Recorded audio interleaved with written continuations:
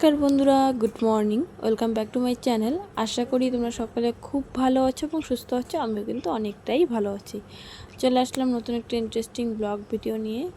ঘড়ির কাঁটা এখন 7:30 থেকে 8টা মতো বাজে, আর আমি কেবলমাত্র দেখো এই যে ছেলেদের টাওয়াল, কাঁথা, জামা যতগুলো বাসি জিনিস আছে সবগুলোই ধুয়ে দিচ্ছি। আজ হচ্ছে আমাদের মঙ্গলবার, খুবই তাড়াহুড়ো আছে, যাব একটু বাজারের দিকে। অনেক কিছু কাজ বাকি, সেই কবে থেকে যাই করি, যাওয়া হয় না। এইদিকে দেখো গরম পড়েছে, বোন বানিয়েছে গোলা পিঠে, তাই কিন্তু বাড়িতে না খেয়ে একদম বাড়ির বাইরে নিয়ে আসছে। আমরা তো বাড়ির বাইরে কাকুদের মানে চাতালে ছিলাম, সেখানে নিয়ে আসছে।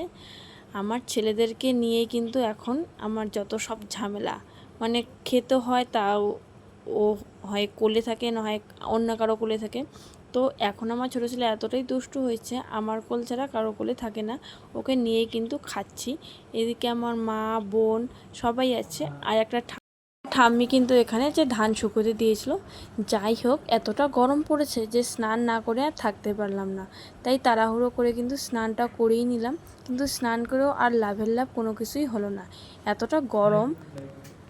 সায়া মেলে দিতে কিন্তু একদম ঘেমে গেছি। তো যাই হোক, তো এখন হয়েছি রেডি, আর আজকে প্রচুর পরিমাণে রোদ উঠেছে, মাথাও ব্যথা করতেছে। যাচ্ছি হচ্ছে একটু বাজারে, এই যে এখানে টাকাও নিয়ে আসি। তো এখনই মা টাকাটা জাস্ট বের করে দিল, সেই জন্য ব্যাগের ভিতরে ঢুকাইনি। বাজার যাচ্ছি, অনেক কাজ বাকি আছে, ব্যাংকের কি ডিটেলস, ব্যাংক ডিটেলস চেক করতে যাচ্ছি। তো চল, রেডি হয়ে একদম চলে আসলাম হচ্ছে চৌপতি, যাবো একটু। দাদু হাসার কি আছে দাদু?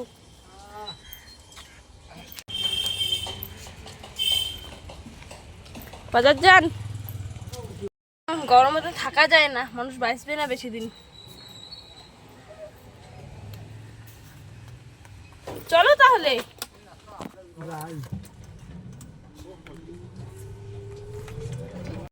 যাওয়ার পথে একটা বউ টোটোটাকে দাঁড় করিয়েছিল, তার জন্য কিন্তু এইদিকে আসা হয়েছে। কিন্তু পরে জানতে পারলাম বউটা নাকি ঝগড়া করে বাপের বাড়িতে চলে যাচ্ছে, সেই জন্য কিন্তু আর বউটা ওঠে নেই।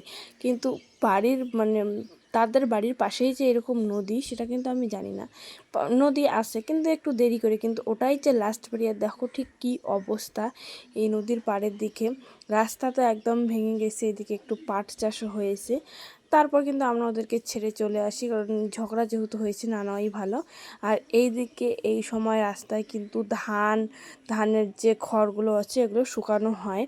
আর টোটোটা এতটাই ঝাঁকাঝাঁকি করছিল, দেখো আমার অবস্থাটা ঠিক কত, আমিও ঠিক তেমনভাবেই কিন্তু হেলছি তুলছি। মানে রাস্তাটাও কিন্তু ভালো, তাও যে এরকম কেন হয়ে যাচ্ছে। শেষ পর্যন্ত কিন্তু দেখো আমি চলে আসছি হচ্ছে ব্যাংক, আর ব্যাংকে এসে দেখি ম্যানেজার সাহেব এখনও পর্যন্ত আসেনি। আর আমাদের যেহেতু এটা হচ্ছে শাখা ব্যাংক, মানে মেইন ব্যাংক তো আমাদের অন্য জায়গায়, আমরা শাখা ব্যাংক সবসময় ইউজ করি। তো এখন হচ্ছে আমি নেবো হচ্ছে তাল পাকা, ফাঁকা দোকানে তাল পাকা চুরি করবো এমনটা একদমই না।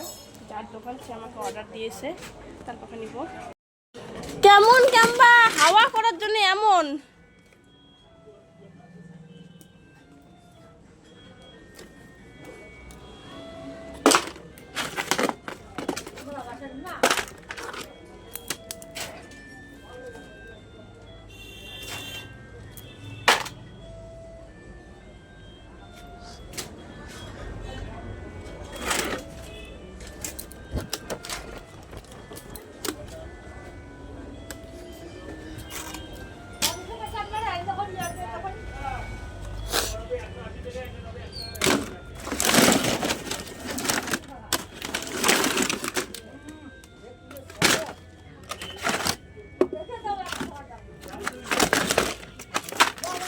কাজ শেষ করে চলে আসছি বাজারে তাল পাখা কেনার জন্য। ওই দোকানে তো তাল পাখা পেলাম না, তারপর আলাদা একটা দোকানে এসেছি। ওই দোকানে পেয়েছি, দামটা একটু বেশি, একটা পাখার দাম নাকি 60 টাকা। মা আবার বলেছিল অতটা আর কি দাম না। তারপর চলে আসছে হচ্ছে নাইটি দেখতে, একটা নাইটি নিব।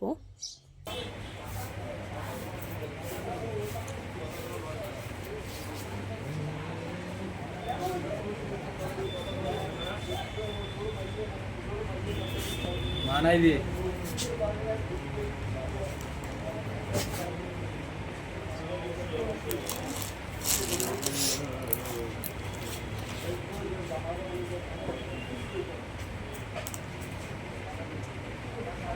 এটা চকচকে দেখা যায়, এটা চলবে না।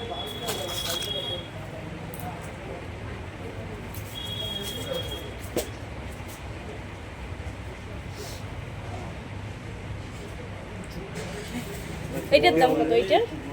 এটার দাম কত? হ্যাঁ, কোনটা? এটা তোর দোকানের সেই দামই না, না দাম কমাও। কি এটা একটা কি নাইটি? ওই 3-4টে নাইটির মধ্যে আমি কিন্তু ফাইনালি 2টো নাইটি নিয়ে নিয়েছি। আর এদিকে ওকে টাকা দিচ্ছি দোকানদারকে, কিন্তু ও একটু বেশি টাকা নিচ্ছে বলে আমি একটু জোর করছি যে একটু কম নে। তারপর এদিকে আমার মানে একটা দাদুর সঙ্গে দেখা হয়ে যায়। দাদুটা আমার বাড়ির পাশেই বাড়ি, ও কিন্তু এই দোকানেই আসছে। দাদু টাকা নাকি পায়, টাকা দিবে। তো আমি বলছি তাহলে একসঙ্গেই যাই, যেহেতু বাইক নিয়ে যাচ্ছি। আরে আমি কত লোককে নিয়ে যাই। তা চল। হ্যাঁ ভাই জীবনের ফের অনেক মূল্য। আরে আমারও তো এই দেখো তো, এই আমার তো বুড়ি হাট আছে না। একটা ভিডিও নেই তোমার সঙ্গে। ঠিক আছে,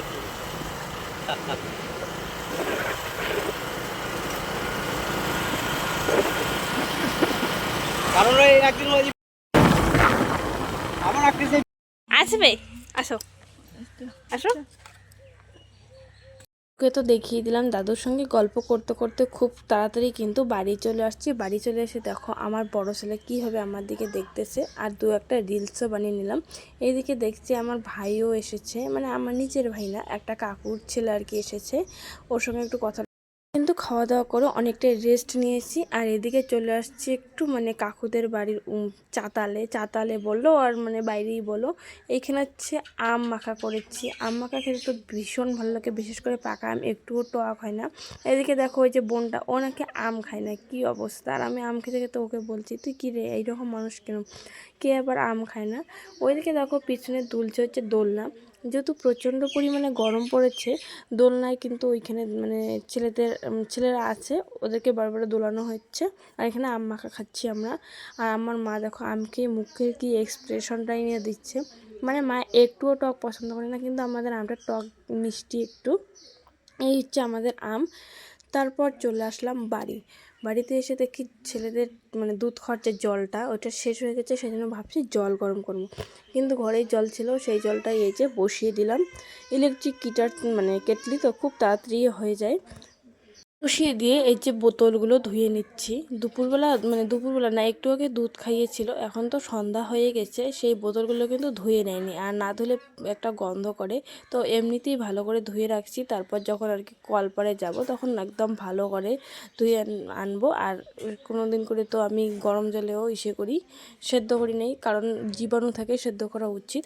তো বারবার কিন্তু আমি 2-3 বার এভাবে জল পাল্টে পাল্টে ধুয়ে নিয়েছি, যাতে গন্ধটা না থাকে। আর গন্ধ থাকলে ছেলেরাও দুধটা খেতে পারে না। আর খুব তাড়াতাড়ি কিন্তু দইয়ের একটা মানে ভাব এসে যায়, টক টক ভাব, তখন ছেলেদের ক্ষতিও হয়ে যায়। তো যাই হোক, এখানে যে বোতলগুলো ধুচ্ছি তার কারণ এখন আর কি ছেলেকে আর একটু খাওয়াবো, যেহেতু সন্ধে হয়ে গেছে। তাহলে কিন্তু দুধটা যদি খায় তাহলে মানে একদম ঘুমিয়ে পড়বে। আর বেশ কয়েকদিন ধরে তো ছেলে খুব পরিমাণে অসুস্থ ছিল, তখন এই যে অক্সিজেনটা ওকে দিয়েছিলাম, কিন্তু এখন সুস্থ হয়েছে। বেশ 10-15 দিন থেকে আর কি অক্সিজেনটা দেওয়া হচ্ছে না। তো বাইরে থেকে একটু নষ্ট হয়ে যাচ্ছে, ধুলোবালি পড়ে, সেই জন্য এই বাস্কটাতে, এটা কিন্তু অক্সিজেনেরই বাস্ক, এই বাস্কটাতেই রাখছি আর কি। যখন দরকার হবে তখন নিয়ে নেব। কিন্তু যে ঢুকাচ্ছি মানে আর ভাবছি এটা যদি ভিতরে না ঢোকে তাই ভালো, কারণ যদি ভিতরে ঢুকাই 2-1 দিনের মধ্যে কেন জানি না আবার রোগটা ভেসে যায়। এর আগে এমন অনেকবারই হয়েছে। অক্সিজেনটা ভিতরে ঢুকিয়ে রাখি, ব্যাস 2 দিন পরেই আবার সর্দি কাশি লেগে যায়। আবার যখন বাইরে থাকে ধুলোবালি হয় তখন আবার লেগে যায় না। এটা কি মানে এটা একটা অ্যাক্সিডেন্ট না কি, কিন্তু হয়ে যাচ্ছে এরকমটা আমার সাথে।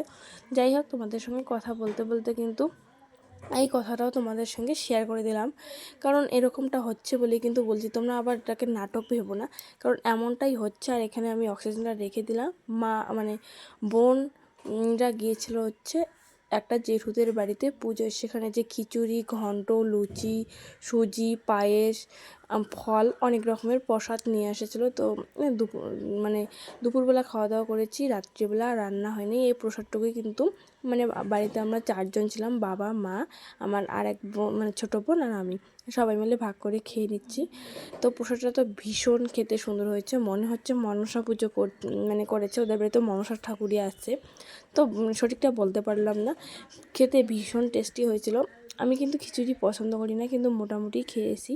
ভিডিওটা এ পর্যন্তই। ভিডিওটা কেমন লাগলো কমেন্ট করে জানাতে কিন্তু একদম ভুলবে না। যদি ভালো লাগে লাইক করবে, চ্যানেলটা সাবস্ক্রাইব করবে, আর যারা যারা সাবস্ক্রাইব করেনি মানে করেছে তাদেরকে অসংখ্য ধন্যবাদ। Bye bye.